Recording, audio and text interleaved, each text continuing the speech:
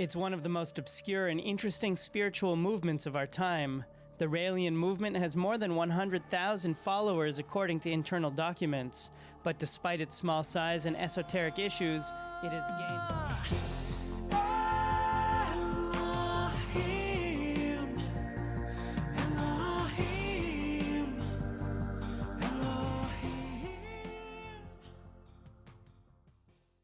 Well, let's start from the beginning.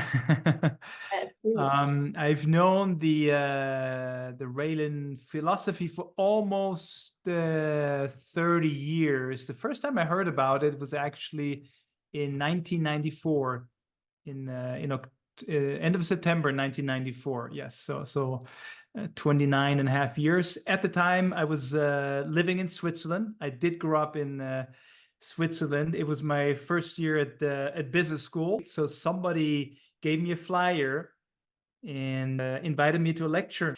And at that time, I had already as a teenager, I had read pretty much all the books of Erich von Däniken, and he's basically the most known author in the field of what we call the ancient alien hypothesis. He was kind of the founder, if you want, of what we call the modern day ancient alien idea. So already as a teenager, I knew there had to be a link between life on Earth and these extraterrestrial legends and all that. I would say neither evolution theory nor this concept of an almighty God sitting on a cloud really ever made sense to me. That neither of these two really made sense. So I always felt there had to be something else. And when I read Erich von Däniken's books, that already opened my mind to the idea that yes, there may be a link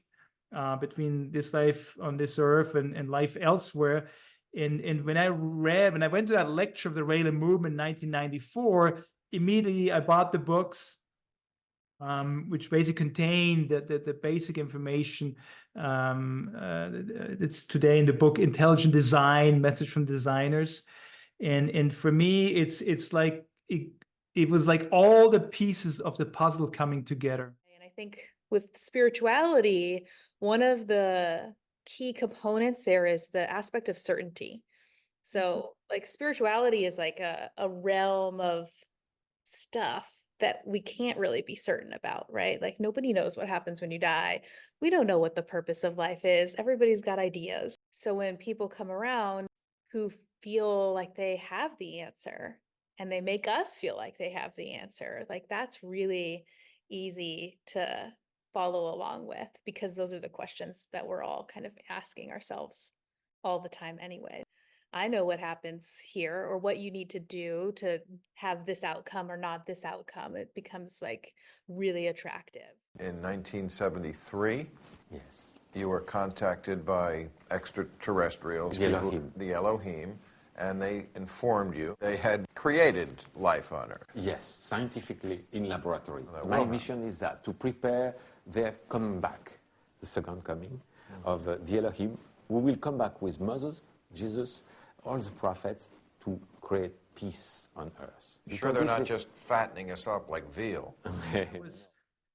Not only was it for me the most rational explanation about the origin of life, gave how should I say that, a very enthusiastic outlook about our future. We are as transparent as one can be, and you're more than welcome to join any of our seminars. One of the meditations we do, which is a self-discovery.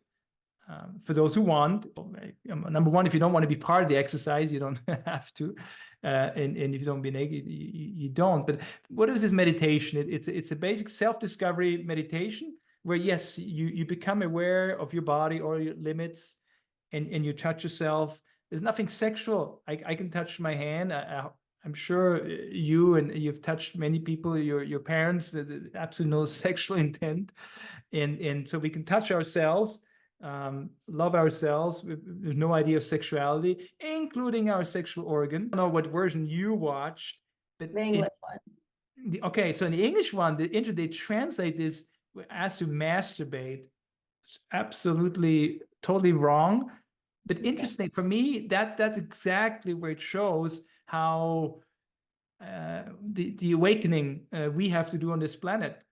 Because even a translator cannot make a difference between masturbating, which is sexual act, versus just touching your sexual organ. If you automatically think because you touch a sexual organ that you masturbate, then I think you have a very biased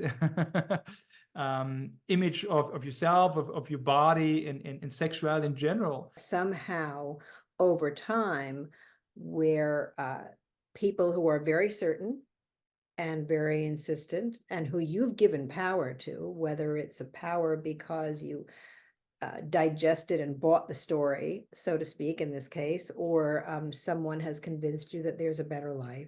Someone has convinced you that you're among the special people. In both the case of the narcissist and the gaslighter, and sometimes they're both, there is a grab for that role of dominance. And for the gaslighter, it's to have power and to get out of a seat where they may be uncomfortable. For the narcissist, it's to inflate their sense of self. So it comes from a different place. And gaslighting is not a diagnosis. Narcissism, especially toxic narcissism, is a diagnosis. Good morning, morning. I always say to the Raelian, you have the privilege to live at the same time as your prophet. Like the privilege of the people who were alive at the same time of Jesus or Moses or Buddha. Wow. And back to Clonaid. So you said that you're working for something called StemAid now? Correct. StemAid is a privately held company in does stem cell treatments. And Clonaid too was private. Also, maybe just to clarify that, because a lot of people get confused. So in 1997, Rael founded Clonaid, as I think you said it too, and I think we see it in the Netflix movie. He says it. He likes to do the opposite of the Catholic Pope is doing, right? And so he said, well, I got to create a human cloning company, but it was just like an idea, if you want. So he created like a seed company. I think it was called Valiant Venture. It was a Bahamas entity, but it was just a PO box. It was just, we had a website, but there's nothing. There was no cloning activity going on. And then it was like in I think it was late 1999 where Bridget Boissier told Rael, well, I really want to do this, and say, okay, sure, the baby's yours, pun intended here, and go ahead. But it has nothing to do with the Raelian movement. But the Raelian movement is philosophically supporting the concept, the idea of cloning. But the Raelian movement doesn't own any stock in Clonaid. There's no operational link or anything. It was kind of a myth for thousands of years. But now, again, that we're in this age of science, to really get to eternal life, we have to master two additional steps. One is an accelerated growth process. You remember the movie The Fifth Element, where the machine and suddenly assembles this woman already at an adult stage, because you don't want to create a clone as a child and have to grow up and wait for 18 years, right? So somehow an advanced growth process, you have to master that. And the third step is then the transfer of personality and memory. So we would take a cell from you and then recreate you in your adult side, and then just transfer personality and memory over to that clone, and then you could live eternally through that new body. Meaning the body is just the hardware, and the software is up here. You said we're pretty close to cloning animals and eventually humans. So Clonaid did not create Eve, to be clear. I'm very, very pleased to announce that the first baby clone is born. She was born yesterday at 11:55 a.m. in the country where she was born. So this will not give you more details about the location. She's fine. We call her Eve between us. You knew that, of course. Some suggested it, and I thought it was a good idea, actually. This is just creating a twin. We can already do that cloning. That's already being done. But we cannot do accelerated growth process and transfer memory and personality. But was Clonaid's Eve born? Absolutely, yes. Okay, because you mentioned that it was just a PO box somewhere in the Bahamas, but there was absolutely a lab in West Virginia, right?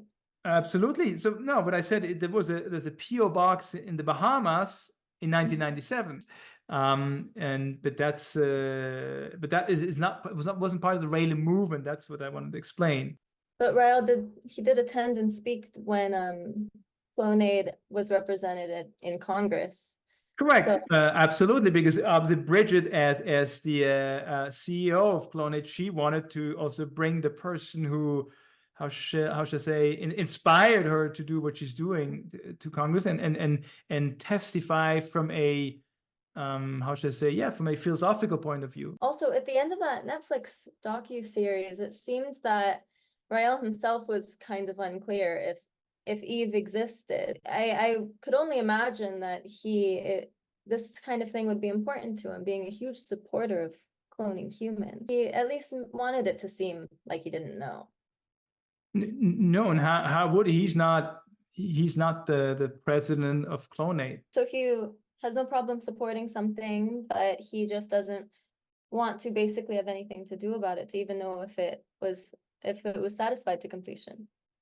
Well, no, but it's not his role. He's a leader of the Raylan movement, but not of that company. Well, you were the vice president of the company. Do Right. you have contact with her or know how she's doing? No, it's all done. I mean, it's all done through third parties and only directly with Bridget, not I yeah. see. Were there any other clones? Yes, a few. Okay.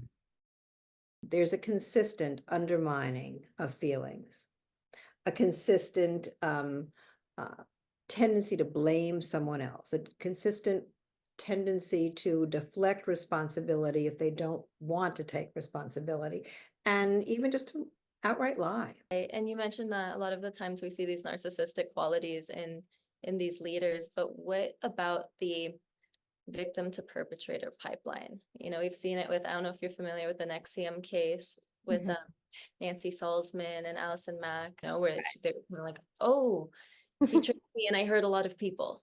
Yeah. You know, what does that look like?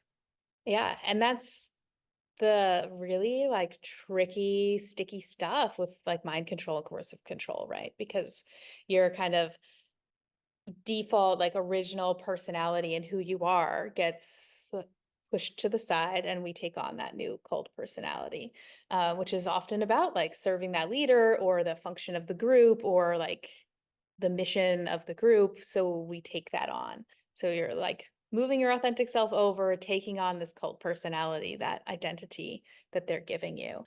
What advice would you give to somebody who is identifying that somebody that they love is either in a relationship like this or a group like this? Have patience, Mm-hmm. say truth, spend time with them, really do all you can to get them to spend time with you alone, away from the cult, which is really hard to do, or away from the relationship. And what some people have found helpful is to actually have their relatives or friends draw a timeline and talk about, you know, for the next 5 years, this could be happening in your life. Instead, for the next 5 years, you're feathering the pockets, or you're filling the pockets of your guru or your cult leader. You're working for this cult. For the next 5 years, your children are going to be through their preteen years. That's like a third of their life. Right. You know, so different ways of using timeline depending on where the person might be in their life and what might be really important to them.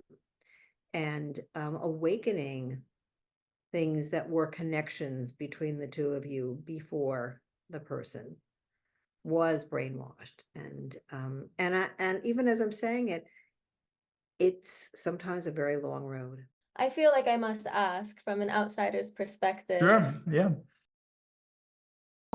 How are you so sure that Rael didn't, because I know that it seems like he hopped on the bandwagon of UFO sightings back in the 70s and almost got, you know, just kept the ball rolling with his reports. How are you so sure that he is Jesus Christ's half-brother and that he isn't just a man that likes power, sex, and money?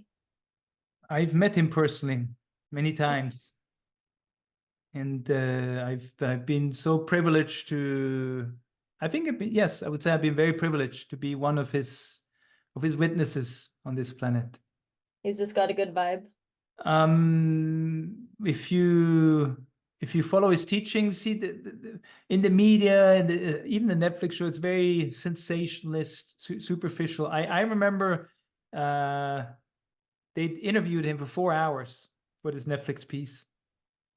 How much of that do they show? How much of the teachings that you can watch online? I hope you go on our YouTube channel and watch these teachings.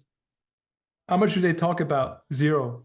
I mean, we're talking, and then they pick certain things, details, which, I mean, really, is that out of 4 hours that he gave them, they pretty much use nothing, a few sound bites here and there. You know, and I mean, if what we have to say is so stupid or bizarre, okay, then show it.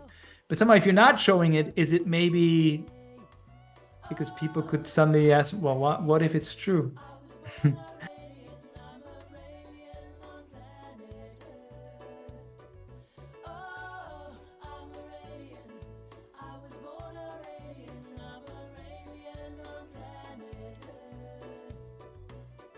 The church has taught us one thing, and Darwin yet another, inconclusive with our questions unresolved. Now we know the answers, let's welcome our creators in the embassy before we get too old.